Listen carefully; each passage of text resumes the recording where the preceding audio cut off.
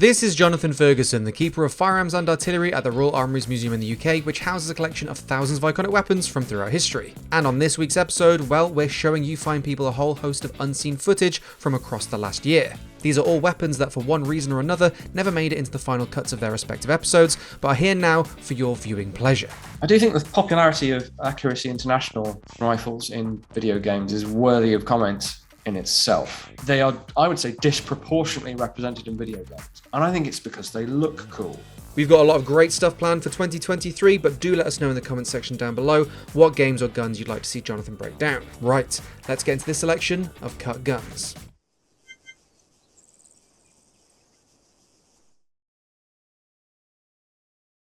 Okay, for some reason this thing's called the Mk18 ABR, which smacks of a legally different name. We're used to that, of course, in gaming. I don't really understand that here, though, because that is a military designation and there is no copyright issue over military designations. It's not a big deal, except that in a sort of sim like this, that's going to irritate, I'm sure, some of the players at least. What it should be is the Mk14, and what makes the naming thing especially weird is that there is a Mk18, the little short-barreled M4 variant, effectively. So I don't really understand that. ABR should be EBR for Enhanced Battle Rifle, which makes me twitch slightly because I don't like the term battle rifle. 7.62mm, yes, it's 7.62 NATO. As I'm sure most people watching this will already know, the Mk14 is a slightly renamed derivative of the M14, the 1960s, well, 50s vintage 7.62 NATO service rifle. The caliber carried over, the barreled action carried over. The actual rendition of the gun in the game, I haven't really got much to say. It looks good. Performs as we'd expect it to, really.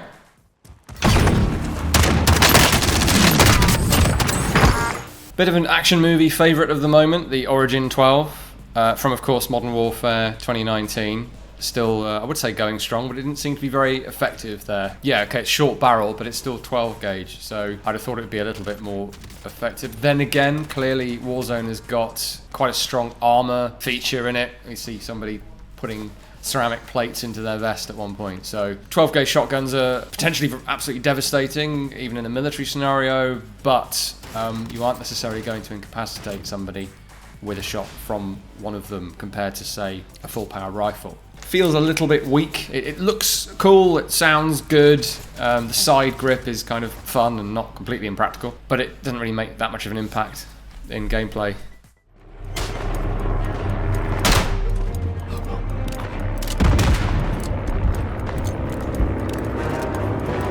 Right, an even more vintage rifle than the Werndl with Tali is the Werndl, Austrian design, 1877 variant of the 1873 original.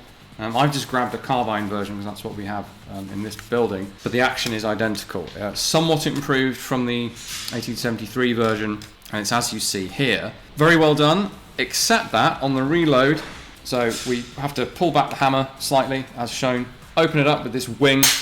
To effect extraction, we don't yank on the block like we do for a Snyder, which is what appears to be happening here. All we do is hammer on that. Like if it's a stuck case, bash on that. And just that extra rotation causes the extractor to pop out and prise the rim clear of the breech face. It's quite an interesting, slick system for an early breech loader, or if it would be if it was the 1860s or 70s. Absolutely, thoroughly obsolete by 1914, needless to say.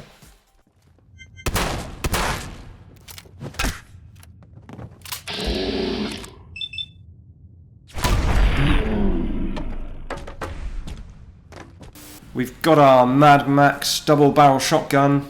Not particularly remarkable, except for the twin spiked breaching muzzles, which is what those are designed for. So on a single barrel shotgun, typically, those are jammed into the wood or the plastic of a door, and then that stops the muzzle from slipping when you fire it to blow out the hinge, which is how you actually get through a door typically, not by shooting it down. But having said that, they do look quite brutal, and of course they would be more effective than just a bare muzzle at poking people in the face as a sort of bayonet substitute, and that is reflected in the game in terms of increased melee damage.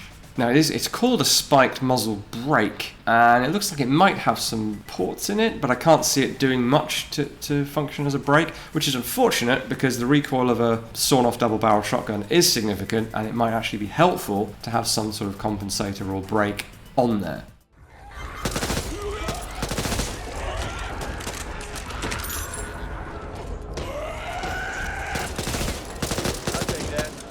The good old classic MP5. If you're ever debating what weapons are the most suitable in a zombie apocalypse, well, there are various reasons why this might not be the best choice. But in terms of controllable automatic fire, if that's what you require for your zombie headshotting needs, I don't think there's much better around than the MP5. This is pretty standard MP5A5, retractable stock, 3-round burst trigger group. It's got some concessions to modernisation so that we can fit accessories, of course, which is something you can get now on MP5s. The classic polymer handguard has been replaced with a quad rail, which again is something we do see on those few users that are still using MP5s these days. Still made, still popular.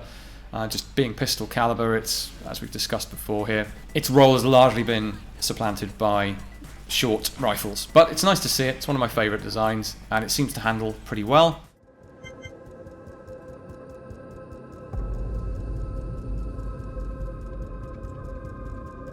The B&T Universal Service Weapon. If I remember rightly, this was conceived of as and I suppose as the name implies, a police or security service weapon that you can holster on your hip as a pistol and shoot like a pistol, but then flick out the stock and give yourself a significant advantage in terms of stability of firing position, to use it like a little carbine. But it's a very interesting gun to see. This has got to be its first appearance in a video game, and possibly in any kind of media, although I'd have to check.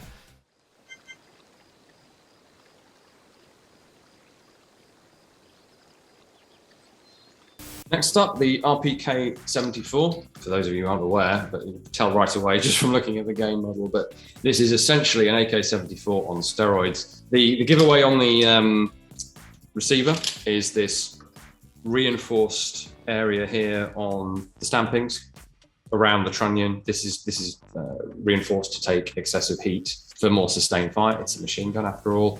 The barrel's heavier and also longer. It has a bipod, of course. Came with the extended 40-round magazine.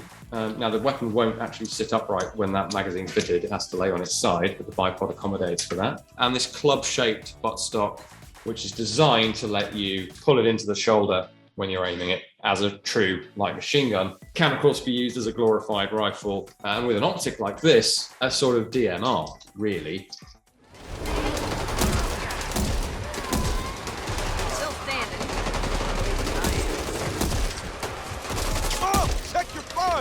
Bit of a, I won't say emerging trend, but a bit of a trend with revolvers in modern games is that they should look funky. And that reflects the trend in the real firearms industry, that what was once the staple of target-style revolvers is now, I think, more commonly found, even if you're not intending to use the thing for target shooting. So this is the Smith & Wesson M&P, which originally stood for military and police, but it's the performance center version of the Model 327. And unlike many Magnum revolvers depicted in game, or revolvers full stop, shown in games, this one does function correctly, albeit in double action only. We're not shown any single action firing. But then in this situation, you're highly unlikely to do that, I would suggest. So in other words, pull through on the trigger, the cylinder revolves, and the hammer cocks and releases all in one go, which requires really quite a lot of engineering and ideally some hand finishing to make it really slick, quick to operate, smooth, both quick, easy to pull, and therefore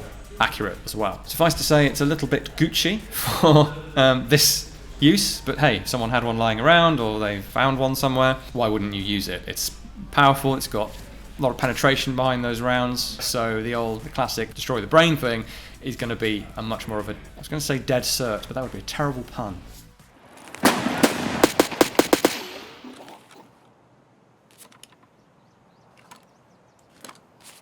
Another gun that makes me sad because we don't have it is the Sig Sauer MPX. I think I got my hands on one of these at SHOT Show in 2013. I was struck by how hefty it it felt, which is not something that really translates to video games. So the MPX is a modern take on the submachine gun, taking a lot of lessons from, assault rifles, essentially. So it's got the ergonomics of an Armalite, an AR-15. It's got a short straight gas system, like things like the HK416 have, and the MCX rifle that SIG also make. That's what makes it a little heftier. That and the fact that unlike, say, the UMP, which is super light, being as plastic as H&K could make it, this thing is all metal, albeit as lightweight as they can make it. But because it has a gas system on it, which makes it pretty bomb-proof reliability-wise, makes it a bit heavier. So just something that occurred to me, because you can't really... You can model weight with like weapon sway and how easy it is to get your crosshairs on target. What you can't get is the feel of something heavier.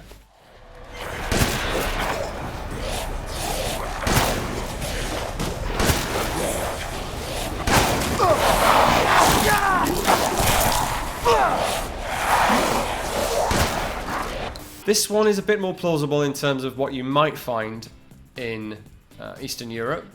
You know, if it's something that's, whether you're buying it from a dealer, you know, you can imagine a situation where you could get hold of almost anything, potentially, especially in a fantasy horror game. But the 1897 Winchester shotgun, this is the Riot version with the bayonet shield, bayonet mount on the heat shield. It's reasonable to suppose that there'd be some of these still knocking around, albeit they'd probably be sold as very valuable collector's items rather than gussied up and supplied to you in this game. And the version we saw there was obviously incredibly gussied up, engraved and plated and all sorts, which thankfully I've never seen anyone do that to an 1897 pump, and if they did, it would make me cry, I suspect.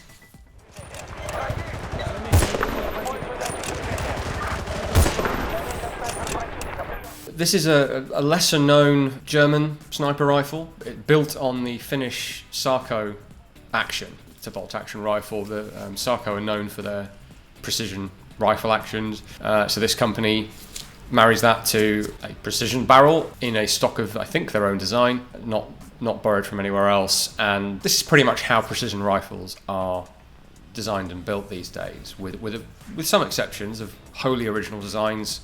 Accuracy International, for example, although they will use chassis systems from other companies. It's almost like a throwback to the flintlock days, where you wouldn't necessarily make the barrel or the lock or even carve the stock, but you would be the gun maker who puts all that together into the finished gun.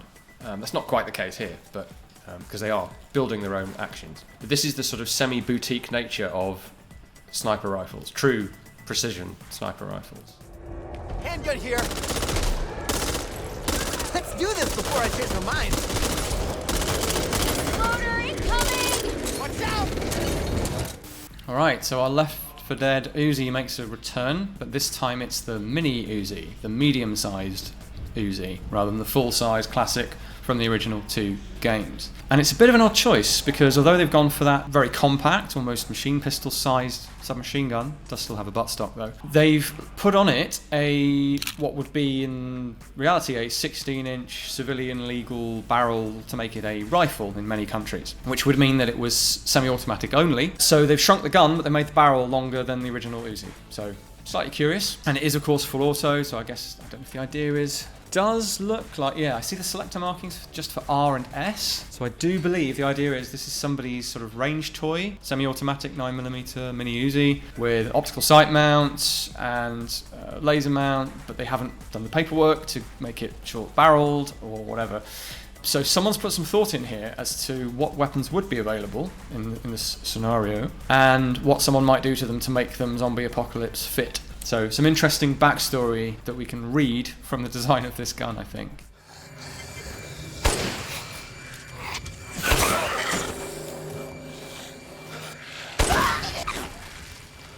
My old nemesis, the BFR Revolver from Magnum Research. And taking advantage of that very long cylinder, which does fire 45-70 ammunition, to fire whatever it is the sniper rifle in this game fires. It's unusual in a way to have more than one big powerful Magnum revolver, but from what I understand, some of these are unlockable only by beating the game on a certain difficulty or something, so it's not wildly messing up gameplay balance, unless you want it to, and you work hard, unlock it, and then just blitz through using that. Although it didn't seem wildly effective considering it's firing rifle rounds. Of course, firing rifle rounds from such a short barrel gives you diminishing returns because you've still got lots of recoil and a big heavy bullet and a lot of powder, but you're not getting the same degree. You're losing significant muzzle velocity from a short barrel relative to the rifle it's designed for. Yeah, just controllability goes somewhat out the window. So there's a reason why pistols tend to fire pistol ammunition and rifles tend to fire rifle ammunition.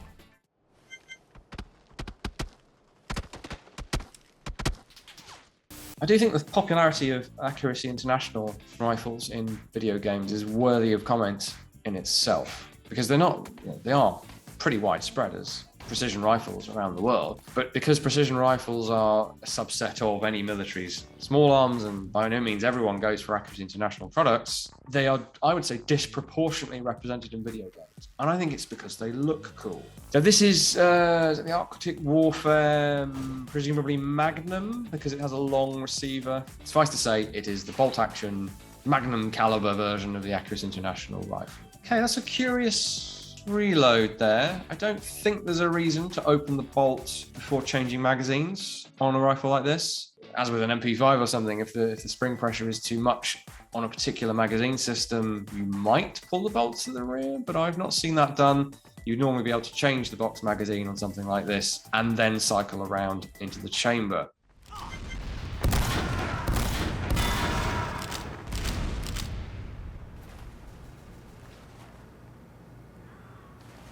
Another lever-action drum-fed shotgun. I would have thought this one would have a higher capacity because it has a double drum, or what's sometimes called a saddle drum. So you would have feed from both sides. This even has sort of clockwork wind-up handles on the back that you would need for a drum magazine like this. You could wind up to gain the spring pressure. The way drums like this typically work is that there's a feed tower in between the drums. You'd expect the whole unit to lift off the gun and there'd be a feed section in the middle that the rounds would actually feed into the gun from. This seems to be a direct reference to the German MG15 aircraft gun, which had this style of magazine, loosely. In particular, it had a strap, which this has running under the gun. The strap is running across the top of the magazine because that's how you grasp the magazine to remove it and replace it on the gun. So this would seem to be a visual design cue from a real bit of firearms kit that's been kind of either misunderstood or deliberately adapted to whatever look they wanted for